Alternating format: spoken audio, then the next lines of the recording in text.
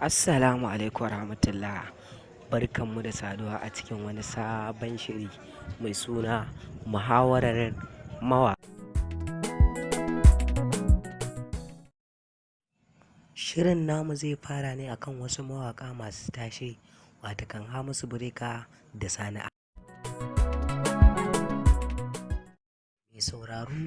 Mai sauraro kafin mai nisa a cikin shirin ka danna mana subscribing kana ka Wannan dai shine Sani Ahmad. Ya yi waƙoƙi da yawa a Kannywood. Abin da muke so shine ku tantance mana a cikinsu wane ne ya fi iya waƙa. Sani Ahmad dai ya yi wata waƙa wacce ake kira da ƙauna ce ta haɗa mu, wadda waƙai ta yi yayi a Najeriya kuma an ji ta su. Ƙauna ce ta haɗa mu, karkabewa masa dawa, zuciya bake wata sukuni, kasan so da wuyar sani.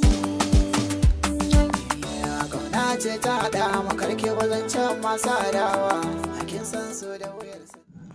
Wannan waƙa tashi ta yi yayi sosai, wanda har ma mutane suke gaddama akan cewa Sani Ahmad ya fi Bireka iya waƙa.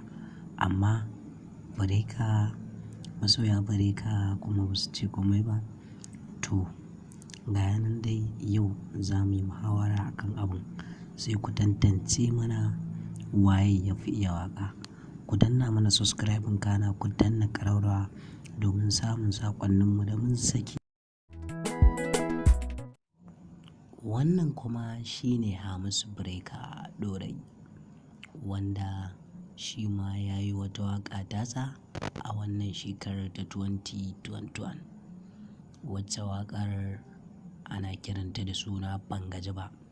Waƙai ta yi yayi sosai a Najeriya, amma bara ku ji ta, an ce waƙa daga baki ta fi da.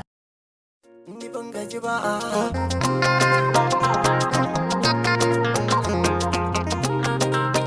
ni ban gaji ba, Prince Production.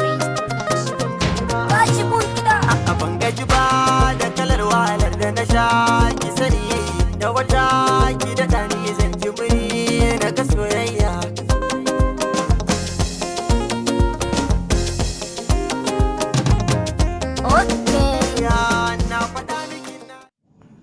To, masu kallon mu kada ku sha'afa, kun ji dai waƙar ta Hamusu.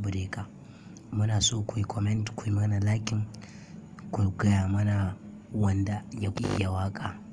Sannan a shiri na gaba za mu kawo muku ci gaban shirin, sannan za mu kawo muku manya-manyan waƙoƙinsu da kuma wanda ya fi iya wanka. Duk za mu kawo muku a shirin na gaba, wanda ya fi iya ɗaukar wanka da sauransu da sauran mawaƙa.